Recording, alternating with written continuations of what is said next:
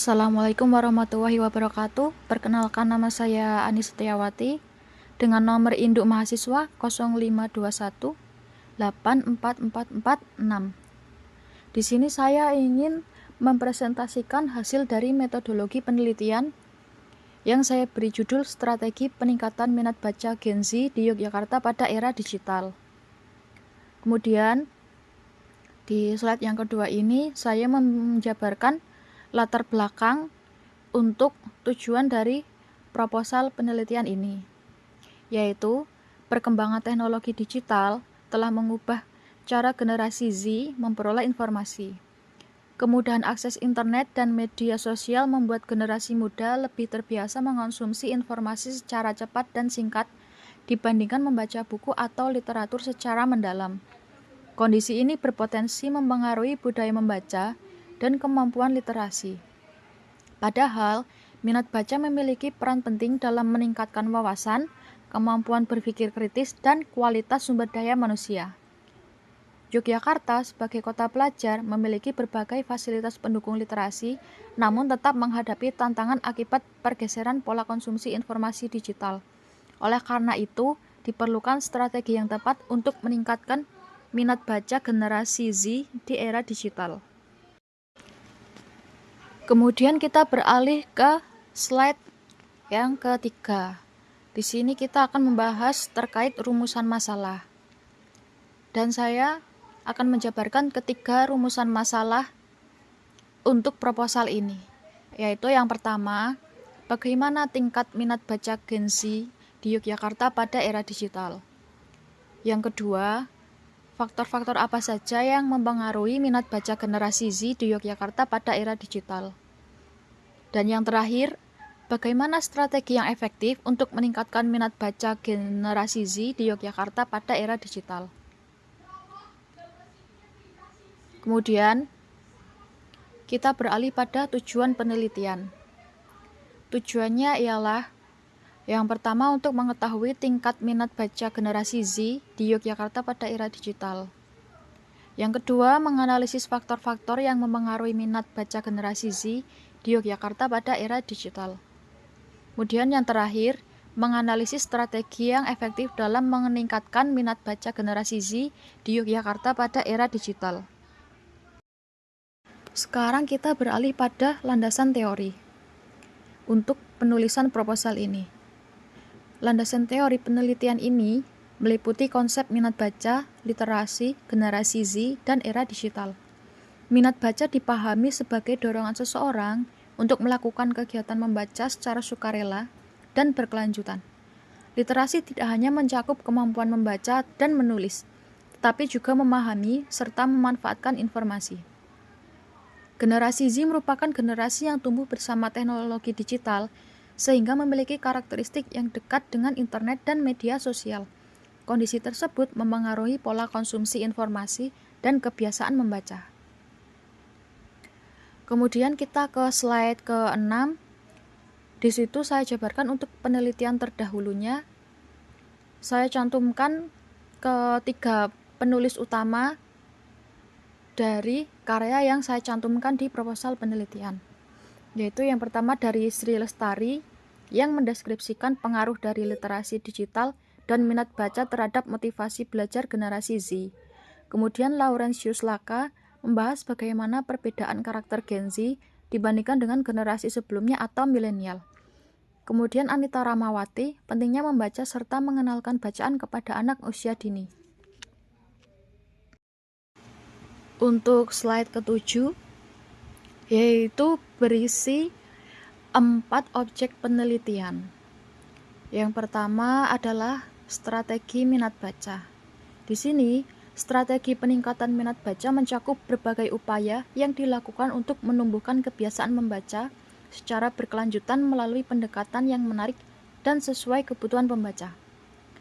Kemudian, yang kedua adalah generasi Z.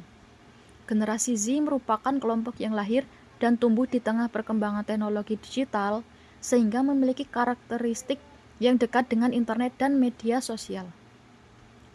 Kemudian yang ketiga adalah kota Yogyakarta. Yogyakarta di sini dipilih sebagai lokasi penelitian karena dikenal sebagai kota pelajar yang memiliki berbagai fasilitas pendidikan, perpustakaan, dan komunitas literasi yang cukup aktif. Kemudian yang terakhir adalah era digital.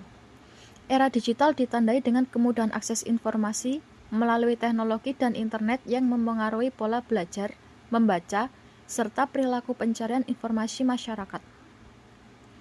Kemudian ada 6 metode penelitian yang saya jabarkan di sini, yaitu jenis penelitian, lokasi penelitian, subjek atau informan, teknik pengumpulan data, teknik analisis data, dan keabsahan data. Selanjutnya kita akan ke slide kerangka penelitian atau kerangka berpikir yang sudah saya sederhanakan menjadi 4 poin utama. Yang pertama, era digital. Yang kedua, perubahan perilaku membaca.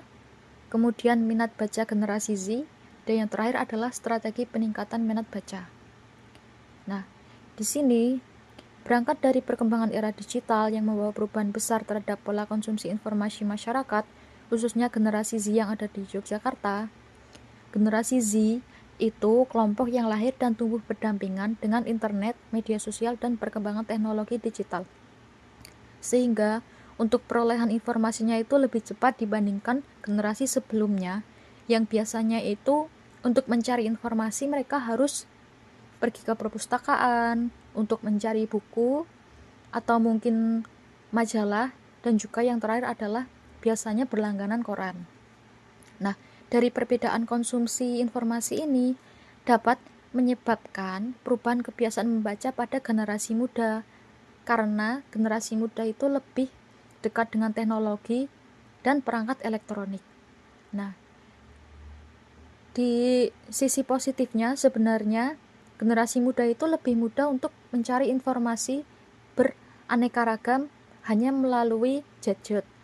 Tapi di sisi lain, justru karena adanya dengan media sosial atau media hiburan lainnya yang lebih instan dan lebih menghibur, kadang generasi Z itu malah lebih malas untuk membaca.